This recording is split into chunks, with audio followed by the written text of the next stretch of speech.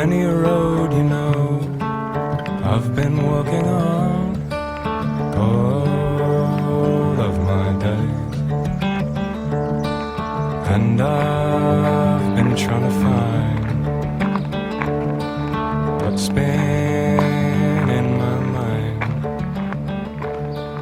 as the days keep turning into night. Estás llegando a Astorga, a la tierra maragata, que se cruce del camino de la vía de la plata. No llores más, y no llores más. The Camino Francés is the most common route of the Camino de Santiago, which is an 800-kilometer or 500-mile pilgrimage that starts in Saint-Jean-Pied-de-Port, France, and finishes in Santiago, Spain. It has been taking place for 1,200 years, and it is believed that the remains of the Apostle St. James are buried in Santiago. People have been taking this journey for centuries, and in the beginning the way was tied mainly to religious purposes. And while some still make this journey for that reason, many others have come seeking something different. I was one of the latter. So in July 2015, with a 22-pound pack on my back, through relentless heat, I walked the Camino de Santiago. What I discovered along the way changed my life forever. When the cameras turn to face you, no room in frame for two.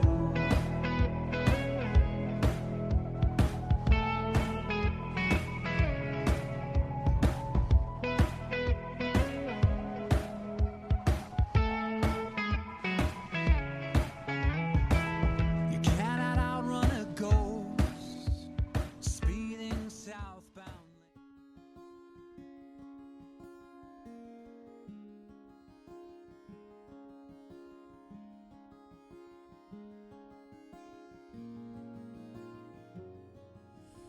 They say the average man in the US lives about 79 years now, which is roughly 29,000 days. At 36 years old, I figured I had close to 16,000 days left to live. And I couldn't help be reminded of the words of Andy Dufresne in Shawshank Redemption. Get busy living or get busy dying. It was time to start living my way.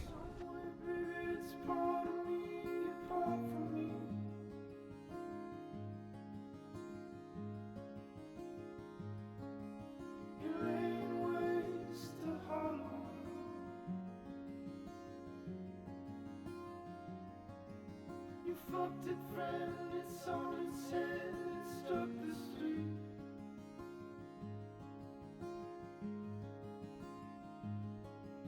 You're in Milwaukee off your feet. Within the first day, I realized quickly that the Camino was going to teach me if I was willing to learn. The wisdom of over 1,000 years of pilgrimage was in the mountains, on the road, through the plains, and the candy-coated, well-timed breezes, mere footsteps away if I just kept walking. I committed myself to being open, and during my journey I realized that I wished to share my experience along with the moments of inspiration that came to me in flashes of clarity. Moments only possible when one slows down and rids himself of nearly all distractions. The first lesson the Camino taught me was to be appreciative of the little things. Never before in my life have I been so thankful for a little breeze, a place to sit in the shade, a bench on the side of the road, a shower. When you walk 20 plus kilometers in 90 to 100 degree weather, those ordinary things become amazing things. Things I take for granted every day back home were exponentially more important on the Camino. Seems like all my life I have thought that I need more success, more money, more things, more. So it was shocking to realize how happy I was living simply. For the duration of the Camino, I only had what I could carry in my pack. I thought about how much I've stressed thinking that I wasn't enough, that what I had wasn't enough. The Camino shined a light on how ridiculous that thinking is.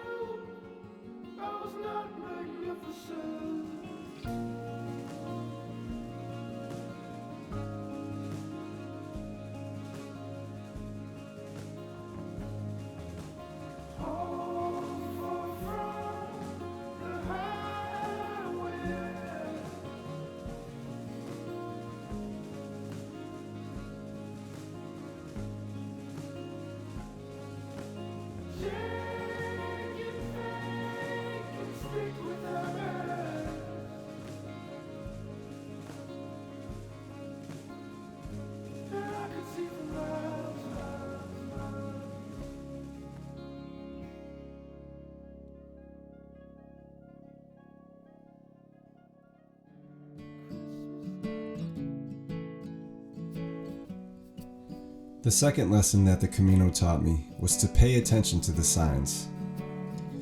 I believe in synchronicity and think that everything happens on purpose. In 2013, my amazing wife and I were married in Puente de la Reina, and some of our wedding photos were captured on the famous bridge there. At that time, I had no idea the significance of the bridge or Puente to the Camino de Santiago. In my free time, I love to search for inspiration through videos or interviews. A few months after reading The Alchemist by Paulo Coelho, I decided to search his name on YouTube. One of the first few videos that popped up was Paulo on the Camino. I was immediately drawn to it. I eagerly hit play and my jaw dropped when roughly 12 minutes into the video, Paulo is in Puente and discussing the bridge and the significance both hold to the Camino. I felt in my gut and in my heart that the universe was speaking to me. Call me crazy, but that video was the reason I decided to walk the Camino. It wasn't logical, and I didn't care. The Camino was telling me to pay attention, listen to, and trust the signs. And I'm forever grateful that I did. Some days I could really care less.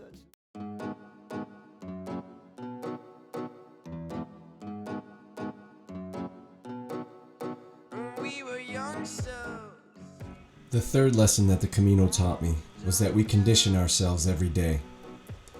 There were several days on my journey that I was completely alone. This type of solitude allowed for deep introspection. Whether we're aware of it or not, our habits are leading our actions, and our thoughts are leading our habits. Through honest self-examination, I realized that many of my thoughts and habits, which have become unconscious, have not served me well. We have all been born into circumstances beyond our control. These circumstances have played a role in shaping who we've become. If we grow into unhappy adults, part of it is directly related to these circumstances. However, once we're of a certain level of maturity and self-awareness, much of our happiness is tied to our perception, reactions to what we perceive, and eventually to the habits we develop and continually repeat. Just as easy as we tie our shoes without any thought, so many of us are living on autopilot, unaware of the detriment we cause ourselves with the thoughts and habits we've developed. If you're unhappy, examine your thoughts and habits, and know that both are being conditioned every day, and that both are a choice.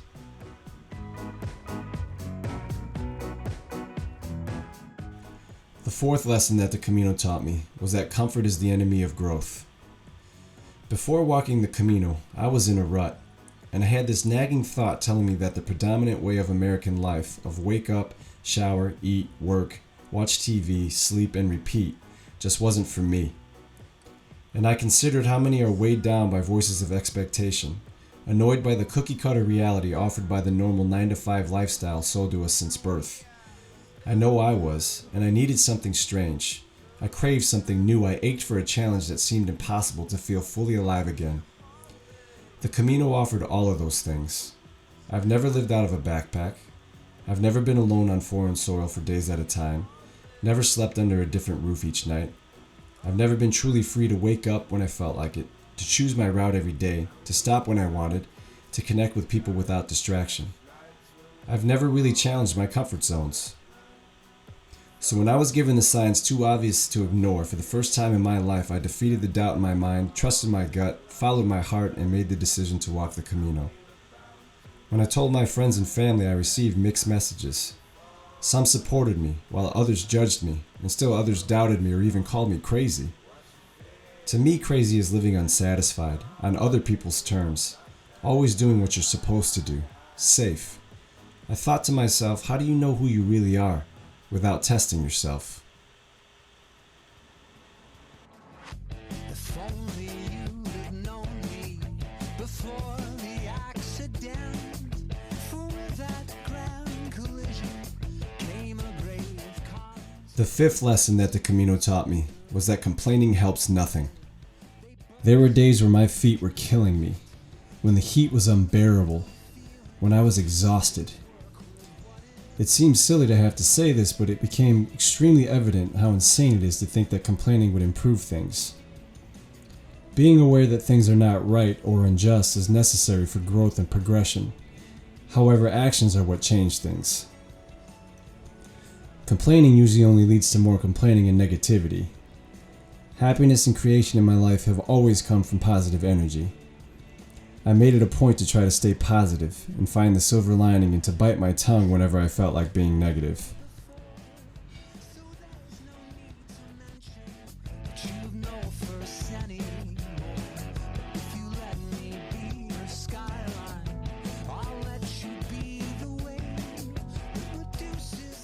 The sixth lesson that the Camino taught me was to swallow my pride. There were a few days I was in bad shape. Every step was filled with discomfort. One day in particular, I was limping pretty significantly when a couple from the Netherlands and I crossed paths. They noticed my limp and both were carrying walking sticks. The gentleman was kind enough to offer me his. My initial reaction was to say no. I've always had an issue with accepting help. I didn't want to appear weak and have always tried to project myself as strong and someone who doesn't need anything from anyone. I'm not sure why, but in this moment, even though I was still feeling prideful, I accepted the walking stick with gratitude. It was a good thing because I really needed it. The way had taught me that accepting help is not weakness, and actually it takes great strength and courage to admit you need help.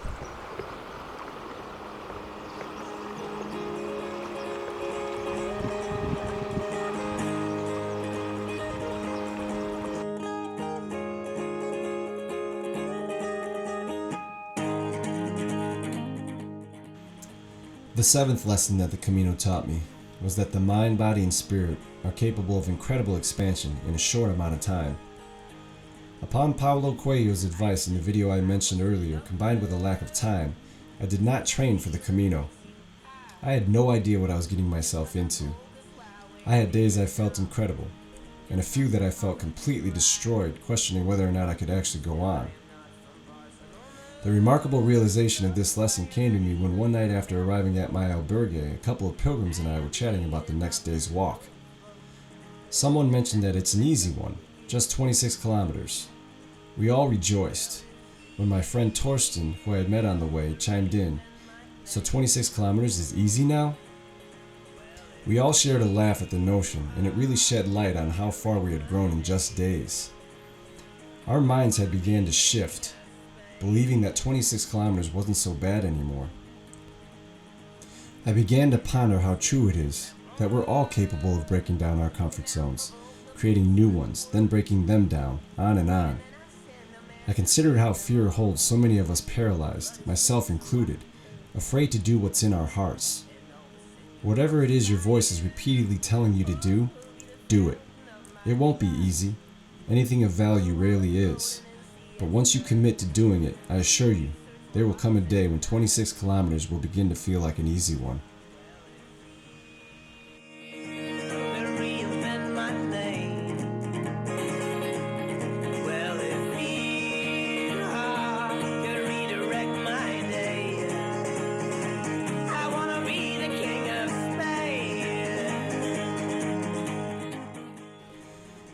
The eighth lesson that the Camino taught me was why you do it will get you through it. I was stretched mentally, physically, emotionally, spiritually, basically every way I could be. At no point did I ever say to myself, quit, you don't have to do this. The reason why is because I began telling myself that every step I took was for my family, to make them proud. I told myself that every step served as an apology to pay for the wrongs I've committed towards others in my life. Every step was to prove to the only person holding me back, and to the only person who could set me free, that I could do it. Me. To do anything of merit in life, you need skill, talent, direction, and diligence. But the most important thing is to have a homing device. Passion is the most important thing. Having a compelling reason or passion to do something helps push you beyond your perceived limits. It helps guide you back to the heart of who you are, what you're about, and who you want to be. It's the essence of your being. The Camino helped me to connect with mine.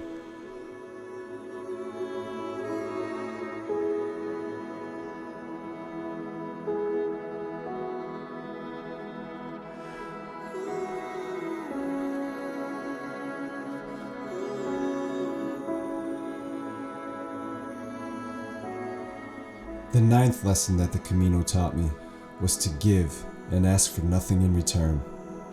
The Camino de Santiago provided me with humility, healing, strength, friendship, awakening, and wisdom. It's been offering repentance, healing, growth, rebirth, spiritual discovery, and religious validation for centuries.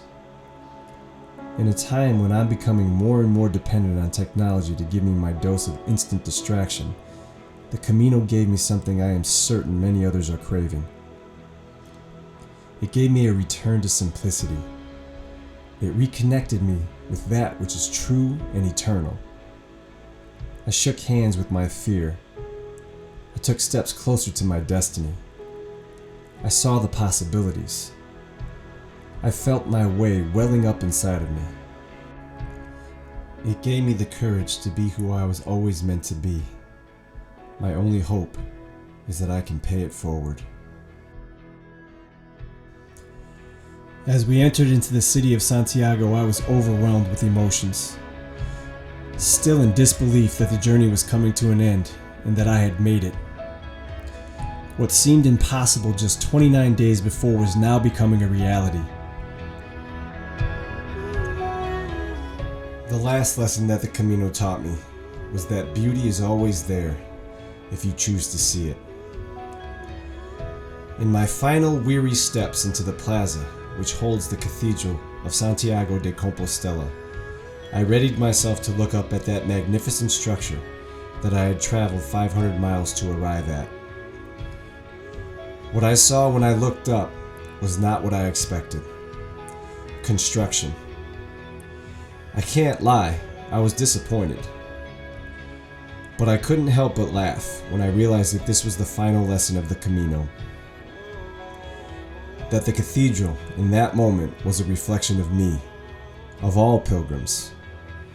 There it stood in front of me, imperfect, warts and all, courageously fighting to stand after all the years, after all the bad weather. The truth is, much like the cathedral, I'm still under construction. We all are. I was reminded that life is a journey and not a destination. That struggle is a sign of life, of evolution. I have no idea how many steps I've taken and no idea how many I have left. What I'm sure of is that each one is a blessing, not to be taken for granted, and that with each one I have the power to choose to walk righteously or otherwise.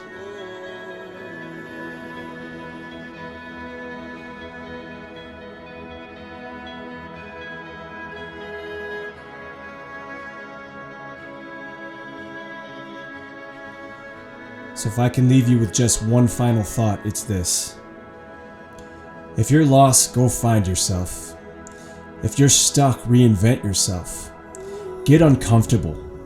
Dig in and dig deep. Do not take for granted the wonder in your heart. Honor it by choosing to love, by choosing to laugh often, and by choosing to live the life you designed for yourself. Be certain that on your last day and in your final breath, you will not have a shred of regret, so that you can fly free straight into perfect peace. Buen camino.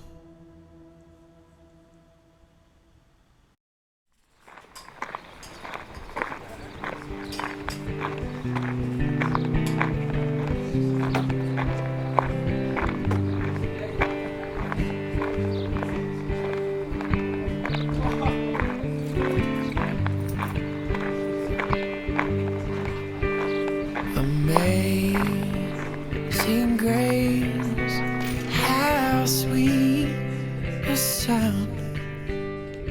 Say